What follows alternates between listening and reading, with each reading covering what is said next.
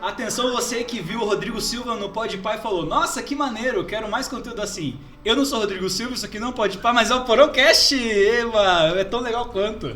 Isso aqui é um programa onde a gente fala sobre Deus, a gente é um programa feito de jovem para jovem, da Igreja Adventista do Sétimo Dia aqui de Sorocaba. A gente vai estudar a lição agora, vai falar um pouquinho sobre Deus, então chega aí, se inscreve no canal e acompanha a gente nessa. Meu nome é Luiz Vinícius e eu estou aqui acompanhado das nossas duas ilustres presenças. Começando, Sara, qual é o seu nome? Beatriz. Legal. É porque Sara Beatriz, né? Seu nome é composto, eu não sabia. Atenção, você que tá olhando pra gente e falou assim: nossa, eles apareceram no episódio 7 com a mesma roupa. Eu vou orar por você, a gente tem Jesus no coração, tá bom? É isso aí. Isso que importa. Essa piada que é pra rir, vamos rir. A gente tem que ter Jesus dentro, não fora, tá bom? Fora automaticamente vem e a minha camiseta tá limpa. Fala, A Sara. minha também. Mas eu me chamo Sara. E é isso. E é isso. Lídia, qual é o seu nome, Lídia? Eu sou Lígia Helena, também Legal. tenho nome composto e eu tô aqui animada pra mais um episódio. Esse é o da hora. podcast dos nomes compostos, meu nome é É isso Vinícius aí. também. Nossa, que bom, Luiz. Vamos lá. Vamos Chamar só todo- de Vinícius. Vamos chamar todo mundo pelo nome composto: Beatriz, Helena e Vinícius. Nossa, tá Se eu bom. lembrar. Beleza. Mas antes de a gente começar, é bom a gente chamar o cara que escreveu o livro, né? Pra estar com a gente, pra ajudar a gente a ler. Sim. Pra ajudar a interpretar. Então, Lídia, você se pode. Helena, Claro. você se pode. Tudo bem, Vinícius, vamos lá.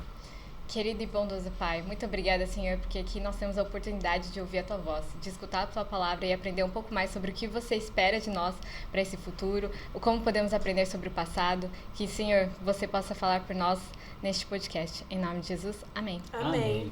Bom, senhores, a gente sempre começa falando da tirinha.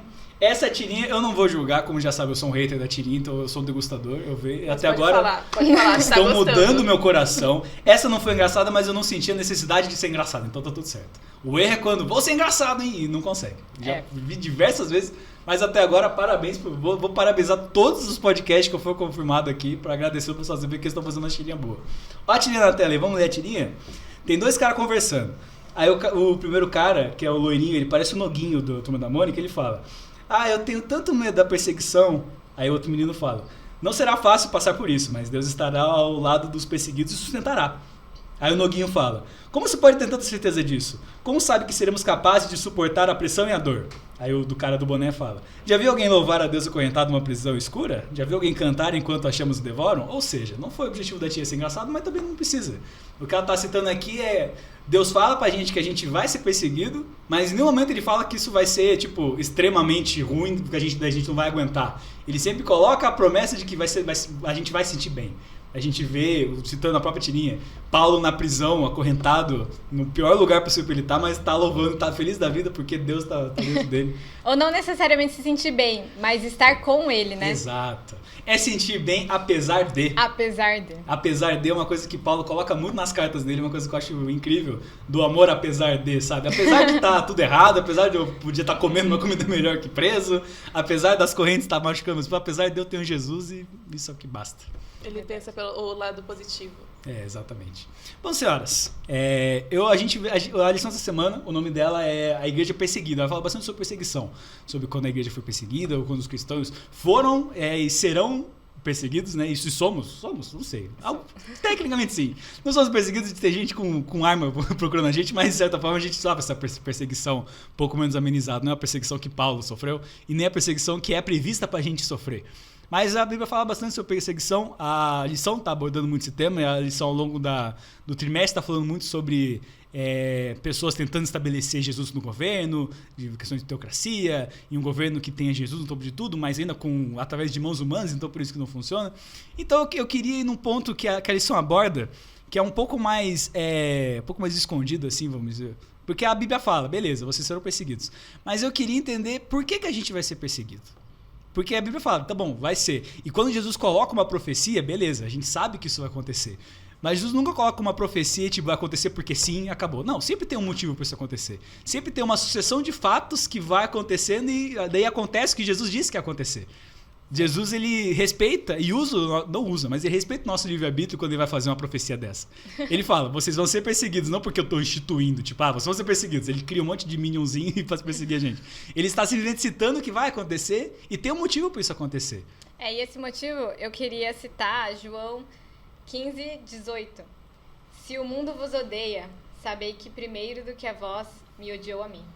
Cara, a gente vai ser perseguido porque a gente é a luz e a luz incomoda. Exato. E eu acho que, na verdade, a gente nem é tão perseguido hoje. Hoje a gente, né, a gente tem uma liberdade muito grande, mas talvez a gente devesse pensar por que a gente não tá incomodando tanto? Cadê a nossa luz que vai incomodar essas pessoas? Tipo, cadê essa perseguição? Eu tava hoje falando com meu amigo que faz teologia sobre esse mesmo fato, e aí ele falou que, às vezes, antes da perseguição, a gente sempre fala da perseguição, a gente vai ser perseguido e tudo mais, antes da perseguição, vai vir um levantar. Então a gente precisa se levantar. E aí vai vir a profecia. Exatamente, é isso que Jesus cita em Mateus 24, né? Que é o texto que a gente está lendo tanto aqui nesse podcast. Não sei se sou eu que estou lendo, mas o texto gosta muito. Jesus fala, haverá uma extensa proclamação do evangelho, e aí virá o fim. Antes da perseguição, tipo, tá junto isso, eu levanto e aí eu sou visto. Ellen White fala muito disso, eu não sei se ela fala no livro... Se ela fala no Grande Conflito ou se ela fala no Grande Conflito também. Mas tem uns outros livros que ela fala sobre, tipo, o cristão tem que se levantar. A gente deveria estar incomodando mais. A gente devia. Gostei muito dessa frase que você falou. Que a gente está incomodando, mas não estamos incomodando o suficiente. A gente não está pegando no ponto onde tem que pegar. Tem muito cristão que eu vejo que meio que ataca. Não deveríamos atacar, né? A gente sempre incomoda sendo de Jesus e, tipo, o simples ser de Jesus já incomoda. Um bom ponto, que inclusive entrando nesse assunto que a gente está falando, a gente volta bastante na Bíblia para a história de Moisés, onde Deus chega lá e fala, eu vou endurecer o coração do faraó. Aí como que é isso? Deus vai privar o faraó de livre-arbítrio? Só esse ser humano vai ter livre-arbítrio e o resto vai ter? Não, a simples existência de Deus sendo Deus já incomoda o faraó. Ele chega e fala, eu quero o meu povo pra gente ser liberto e prestar culto. Aí nisso o faraó endurece o coração. O endurecimento do coração do faraó, que vai ser o mesmo endurecimento do povo, tanto no futuro quanto do pessoal de hoje em dia, não é um endurecimento que Deus vai fazer você fazer isso porque ele vai privar você do seu livre-arbítrio. Ele simplesmente vai existir, simplesmente vai continuar sendo bom, continuar sendo misericordioso, humilde, puro, que ele sempre foi. E isso já incomoda tanto a gente, que a gente é ser humano, tanto o pessoal lá de fora.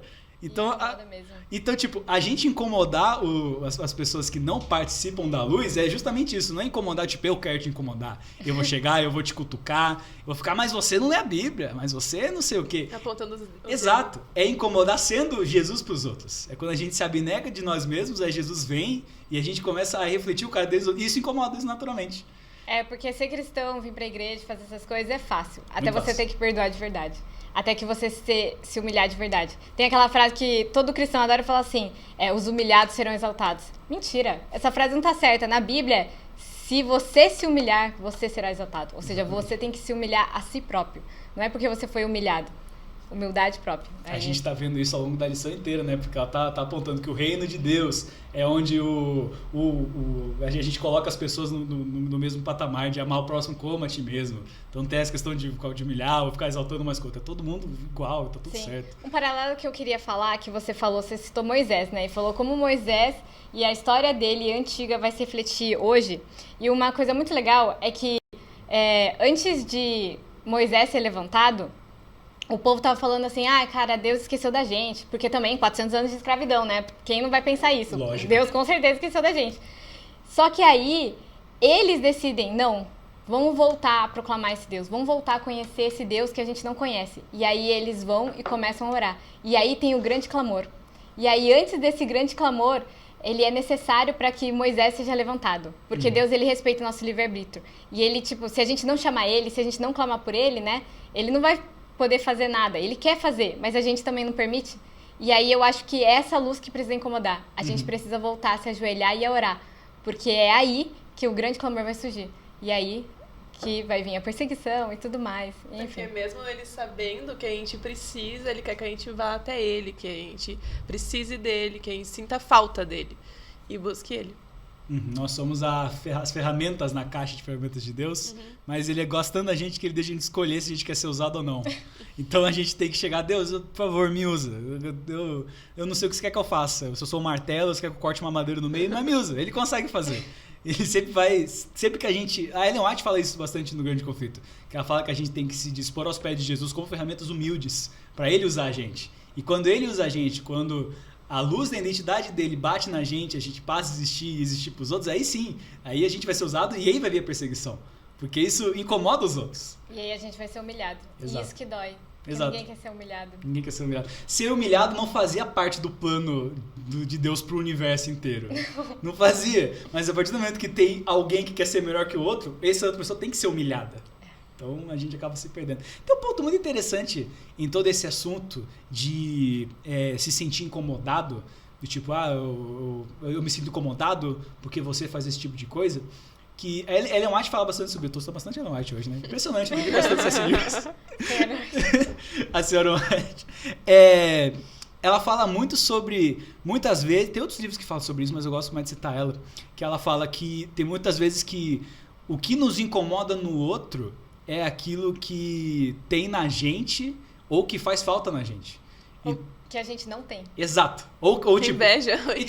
E isso funciona tanto de o que eu tenho de errado, então, porque incomoda, o bem não me incomoda. Então, tipo, se eu olho pra Sarah, por exemplo, sou um exemplo, não estou te atacando pessoalmente, senão eu vou me cancelar na internet.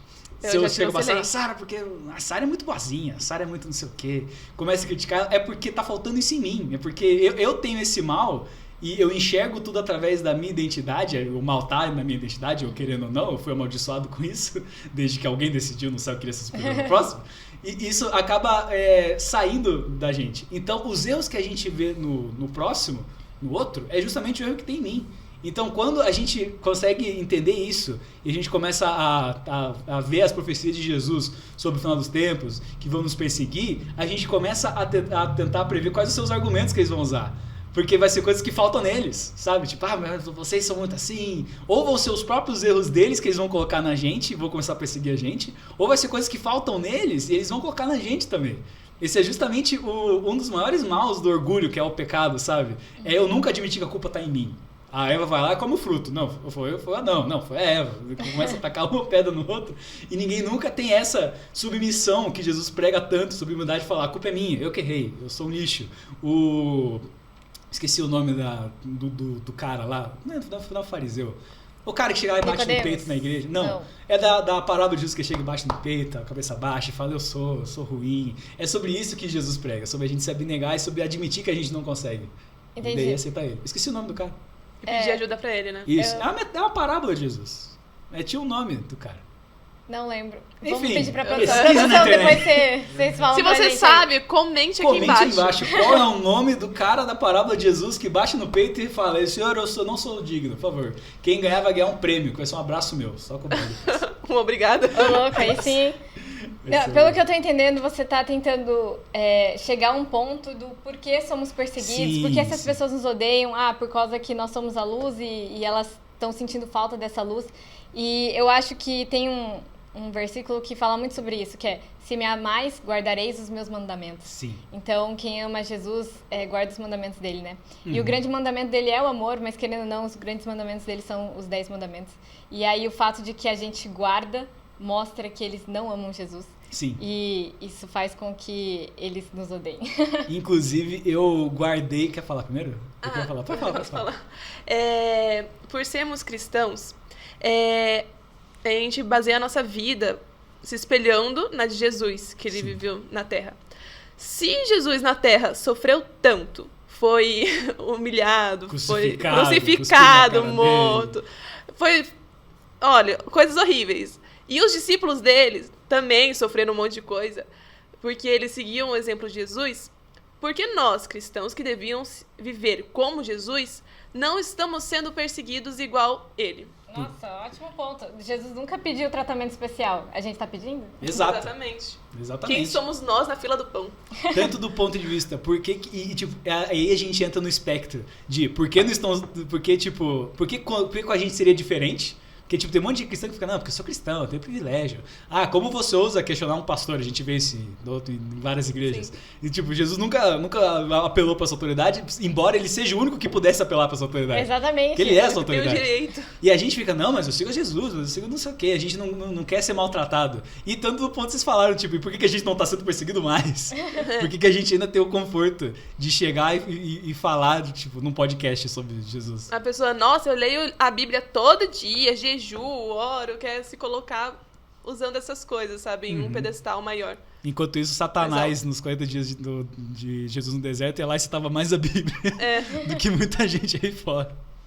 Muito interessante aquilo que você tinha citado, voltando antes da ponto que a Serena colocou. Você estava falando bastante sobre lei e sobre, tipo, vocês vão saber que são meus filhos porque vocês seguem a lei. Eu salvei 2 versículos, eu botei no celular, porque senão a gente vai ter que ficar voltando na Bíblia. Não quero estragar minha Bíblia novinha.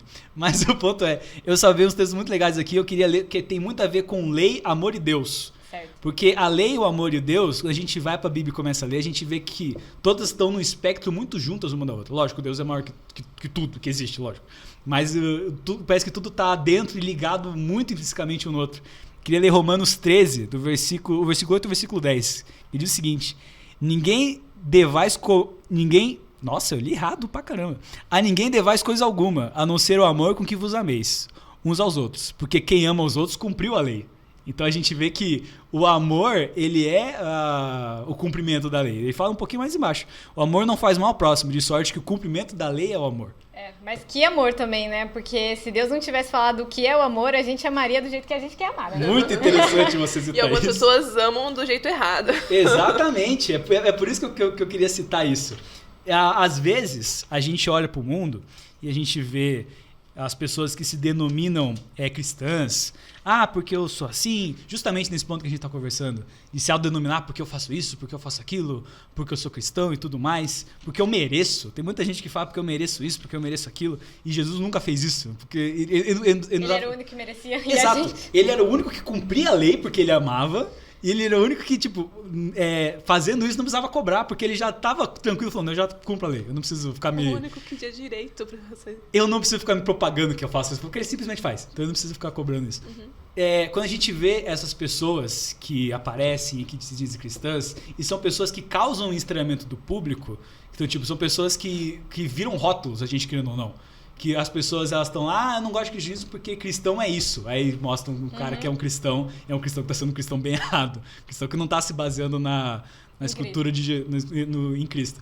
Eu gosto de pensar que, além disso, que a gente estava conversando, sobre a gente vai ser perseguido porque a gente vai ser Jesus para os outros, porque a gente reflete a luz de Deus nos outros, tem um pontinho também, que também funciona, que é essas pessoas que são denominadas cristãs, mas não são cristãs de verdade, vão rotular a gente como se a gente fosse delas. Porque, se a pessoa aparece e fala assim, eu sou um cristão, e ela não é um cristão de verdade, um cristão que fala da Bíblia, um cristão que misericórdia, humilde, vão rotular a gente como se a gente fosse parecido com essa pessoa. Mas você é cristão, mas esse cara também é cristão. Esse cara não é um cristão... Taxado de extremista. Exato, taxado de extremista, taxado de genocida. A gente pode taxar de diversas coisas. Isso, eu não acho que vai ser o ponto principal da gente causar essa revolta nos outros, mas também é interessante a gente pensar nesse ponto de, a gente vai ser taxado de cristãos que não são cristãos de verdade. Tem diversos profetas na Bíblia que também passaram por esses rótulos. Só não consigo pensar em qual agora, mas eu lembro que antes de começar o podcast eu estava pensando em algum. Taxado como extremista? Isso. Talvez Isaías? Isso, Isaías. Lembra? Porque, ele estava andando... Acho que foi ele, né, que estava andando pelado sobre o povo, reclamando, né? Acho que talvez extremista um pouquinho. A gente consegue... Não, mentira, traçar Isaías esse ponto. Não, Isaías... Exato, porque a gente vê que ele era andando com Jesus, tá tudo certo. Mas esse ponto que eu tinha falado, do amor, que você falou, né, que a gente tem que amar, mas que tipo de amor é esse? Eu acho que tem aquele versículo que fala o que é o amor, que o amor é... Eu acabei de abrir a minha Bíblia. Então, por favor, leia pra gente. O melhor texto de Paulo, isso aqui eu queria pinturar na minha parede, mas acho que ainda vou fazer um quadro com 1 Coríntios 13. Eu gosto muito de 1 Coríntios 13 porque é um checklist do porquê que a gente não sabe amar. É incrível. Um dia chegaram pra mim e falaram assim, que o ser humano não ama, aqui tá a prova. E é muito interessante, porque vamos ler 1 Coríntios 13 primeiro. Vocês querem ler também junto comigo? Daí a gente vai passando versículo. 1 Coríntios 13, a gente abre aí. É interessante a gente pensar nesse ponto, porque se o amor é o cumprimento da lei e a gente não ama, então a gente também não consegue cumprir a lei. Sim. É só a gente traçar esse ponto. E aí, uma coisa legal é tentar achar o amor em cada parte da lei. Sim. Então, eu acho que, por exemplo, o fato de não adulterarás é amor ao próximo, amor a si mesmo, a sua esposa e a esposa do outro. Uhum. Então, sempre tem alguma questão muito implícita de amor. a si mesmo e aos outros. E eu acho muito legal também achar essa parte no quarto mandamento, né? Sim, sim. O amor do descanso. Aonde que tá o amor aí no quarto mandamento? E tanto isso como a divisão das 2 tábuas, né? Sim. Que do 1 ao 4 é amar a Deus sobre todas as coisas e depois ao próximo como a ti mesmo. Sim. Que Jesus vai lá no Novo Testamento e explica para os fariseus. E Paulo também. Vocês abriram aí em 1 Coríntios 13? Sim. Vamos ler. Eu começo, aí depois vai a Helena, e depois vai a Beatriz, e depois o Vinícius. Ok. Vou começar. Amor. Passo agora a mostrar a vocês um caminho ainda mais excelente. Ainda que eu fale a língua dos homens e dos anjos, se não tiver amor, serei como o sino que ressoa ou como o prato que retine. Ainda que eu tenha o dom de profetizar e conheça todos os mistérios e toda a ciência, ainda que eu tenha tamanha fé a ponto de transportar montes, se eu não tiver amor, nada serei. E ainda que distribuísse toda a minha fortuna para sustento dos pobres, e ainda que entregasse o meu corpo para ser queimado, e não tivesse amor, nada disso me aproveitaria. E aí a gente começa a checklist. O amor é paciente, o amor é bondoso, não inveja, não se vangloria, não se orgulha. Não se conduz inconvenientemente, não procura os seus interesses, não se exaspera, não se ressente do mal. Não folga com a injustiça, mas folga com a verdade. Tudo sofre, tudo crê, tudo espera e tudo suporta. O amor jamais acaba, mas, havendo profecias, desaparecerão. Havendo línguas, cessarão. Havendo ciência, passará. Porque em parte conhecemos e em parte profetizamos. Quando, porém, vier o que é imperfeito desaparecerá. Quando eu era menino, falava como menino. Sentia como menino, eu pensava como menino. Quando cheguei a ser homem, desisti das coisas próprias de menino. Porque agora vemos por espelho e enigma, mas então veremos face a face. Agora conheço em parte, mas então conhecerei como também sou conhecido. Assim, permanece agora essas 3. A fé, a esperança e o amor. E o maior deles é o amor. Eu adoro essa carta é maravilhosa e é justamente... voltando no versículo que eu comecei a ler, que é o checklist do por que a gente não ama e por causa disso a gente não consegue obedecer a lei. Porque o amor é paciente, a gente perde a paciência toda hora. O amor é bondoso, eu muitas vezes não sou bondoso, muitas vezes eu trato os outros sem ser bondoso. Eu não invejo, eu invejo algumas vezes. Não se vangloria, eu me vanglorio. Não se orgulho, eu me orgulho. É Paulo mostrando pra gente que você não sabe amar, e que por causa disso também você também não consegue obedecer a lei, porque o cumprimento da lei é o amor. E é que é por isso que a gente precisa de Jesus. Porque Jesus é tudo isso. Na verdade, a gente só consegue através dele. Eu lembro de uma coisa que eu tive que passar, eu tive que perdoar uma pessoa. E eu lembro que eu tava tentando muito, só que eu não tava tentando com Jesus fazer isso. Aí teve uma hora que eu só briguei com Deus, eu virei pra ele. Quer saber? Eu não vou perdoar essa pessoa. Eu tentei, eu não vou perdoar essa pessoa. Aí eu ouvi um negócio falando assim, então deixa eu tentar. E aí eu, toda pistolinha da vida, falei assim... falei assim, tá bom, pode tentar, mas eu não vou orar, hein? Tipo, não vou te ajudar aí, não vou te ajudar, tenta aí. Vou dar o braço a torcer. Vou dar o braço a torcer. Eu não vou ajudar em nada. Né? Eu não vou ajudar em nada, como se Deus precisasse da minha ajuda. Exato. E aí, no dia seguinte, eu tava em paz. E aí, eu falei, não acredito, não é que ele conseguiu? É um sentimento tão bom esse, né? Quando você vira pra Deus e fala assim, tá bom, vai, faz aí. E ele vai lá e faz. Ele faz, e é incrível como você só consegue ser paciente e benigno com ele. É incrível como ele que vai te sustentar e ele vai encher o teu coração. Porque você não pode dar aquilo que você não tem. Exatamente. Se a gente seguir a metáfora de que nós somos vasos e que Jesus é água para a gente, um vaso vazio não consegue regar planta nenhuma. Por isso que tem que se chegar a Jesus, que é a água da vida. E, inclusive, ele, muitas vezes na Bíblia inteira, eu não vou achar o versículo aqui, porque é só se ler a Bíblia inteira que você acha o versículo. Tanto que Deus é amor. E o amor é isso, então a gente precisa do amor, que é Deus também, é Jesus, pra gente conseguir cumprir a lei, pra gente conseguir ser bondoso com os outros e incomodar quem é mal. Esse é o ponto. É essa parte que é boa no incômodo, na gente cutucar, da gente profetizar, assim. Porque Jesus, ele nunca atacava os outros de graça, assim. Ele simplesmente era ele mesmo. Entendeu? Os outros chegavam, ele respondia porque ele era o amor e as pessoas se incomodavam. As pessoas endureciam o coração delas sozinhas. E por isso que Jesus foi perseguido e morto. A gente só vai conseguir transbordar nosso copo com Jesus, porque ele é a água da vida. Exatamente. E se entregarmos o nosso coração para ele. Exatamente, a gente tem que se entregar para ele com ferramentas humildes. Eu queria muito que meu copo transbordasse, porque a água acabou, mas tudo bem. Produção, por favor. Então, pra gente partir pro final, algum de vocês já escutou o álbum Amado Timóteo? Não. Não.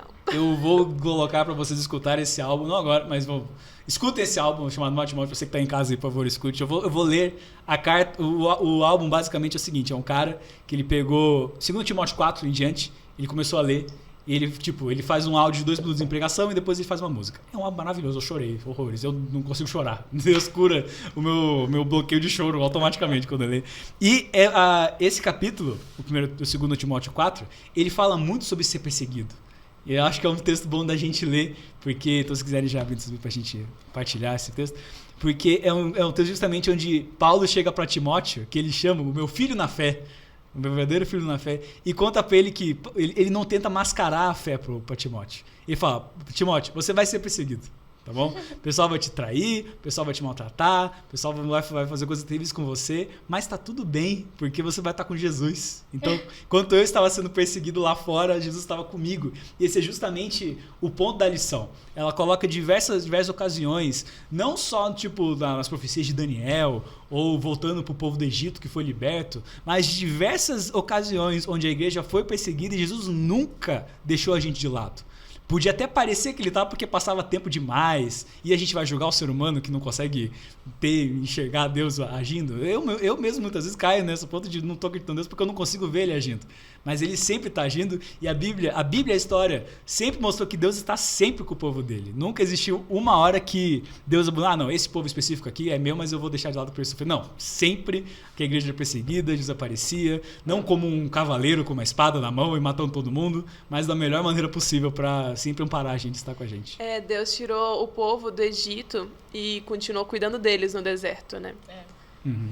Vamos começar do 2 Timóteo 4, a partir do 9, porque do 4 a 8 é lindo, mas é mais ele falando com misericórdia. Ele fala, na presença de Deus, de Cristo Jesus, quer julgar os vivos dos mortos, por sua manifestação e por seu reino, exorta solenemente, prega a palavra, é pro Paulo. Mas vamos para a parte que ele fala mais sobre, a partir do 9, que ele começa a falar sobre perseguição. Vou começar a ler. É Timóteo 4? Timóteo 4, versículo... 2 Timóteo 4, versículo 9 em diante. Vou começar, a gente faz do mesmo som que eu estou falando. Recomendações finais. Procure vir logo ao meu encontro, pois Demas, amando demais esse mundo, abandonou-me e foi para Tessalônica. Crescente foi para a Galáxia e Tito para a Damácia. Somente Lucas está comigo. Toma contigo Marco e traze-o, pois me é útil para o ministério. Também veio Tíquico. Nome legal, né? A Éfeso. Quando você vier, traga a capa que deixei na casa de Carpo, em Trômade, e os meus livros, especialmente os pergaminhos. Acho incrível, porque eu também falaria a mesma coisa nessa carta. Traga os meus livros. Alexandre, o latoeiro, causou-me muito males. O Senhor lhe dará a paga segundo as suas obras. Tu guarda-te também dele, porque resistiu muito às nossas palavras. Na minha primeira defesa, ninguém apareceu para me apoiar. Todos me abandonaram. Que isso não lhe seja cobrado. Mas o Senhor me assistiu e me revestiu de forças para que, por meu intermédio, a pregação fosse plenamente cumprida, e todos os gentios a ouvissem, e fui libertado da boca do leão. E o Senhor me livrará de toda a má obra, e guardar-me-á para o seu reino celestial, a quem seja glória para todos sempre. Amém. Você vê que Paulo foi lá, estava sendo perseguido, porque Demas era um cara que estava passando tempo com ele, amando mais o mundo, me abandonou. Aí Alexandre depois causou diversos problemas também, foi uma pessoa que traiu ele. Ele cita várias pessoas, inclusive fala para Timóteo tomar cuidado com esse Alexandre, porque ele resiste à palavra de Deus, que também é a nossa palavra. Ele fala que isso não seja cobrado. Muitos, quando eu precisava ser defendido, não me defenderam. Pessoas que eu conhecia me jogaram de lado, não me defenderam, mas Jesus estava comigo. Jesus foi lá, me defendeu, e ele termina falando... E é engraçado que essa é a última carta que a gente tem registro de Paulo. Então, Paulo termina os escritos dele dizendo, louvado seja o Senhor. Eu fui jogado de lixo, eu fui acorrentado, ninguém ligou para mim, mas está tudo bem. Porque mesmo sendo perseguido, mesmo a igreja sendo perseguida, Jesus nunca desampara os seus filhos, ele vai estar sempre com a gente. Eu acho muito engraçado isso, porque parece que é um mau negócio, né? Sim. Você vai sofrer, você vai ser perseguido, provavelmente decapitado, ter uma morte horrível, mas tá tudo bem, Jesus tá com você. Tipo assim, se eu fosse, né, ateu, eu falo assim, e daí que Jesus tá comigo, eu tô sofrendo todos esses males. Mas eu acho que só uma pessoa que realmente experimentou Jesus pode dizer que vale a pena. Você vê que ele não tava maquiando o evangelho pra Timóteo. Ele não tá maquiando. Porque ele tá falando a verdade. Ele podia citar várias coisas boas. Você vai se sentir pleno. Jesus vai estar cuidando de você. Você vai sentir propósito. Mas não. Você vai achar paz interior infinita e alcançar os céus, levitar. Você vai se alimentar somente com o orvalho da chuva e vai se sentir bom. Ele podia ser incrível. Mas ele vai lá e ele cita justamente a coisa ruim. Porque é através da fraqueza que Deus se faz forte. E eu prefiro, pelo menos eu prefiro, eu acho que o Paulo também preferia, a gente prefere, ser fraco, porque daí Jesus aparece. Aí Jesus vem aqui, salva a gente e faz a gente forte.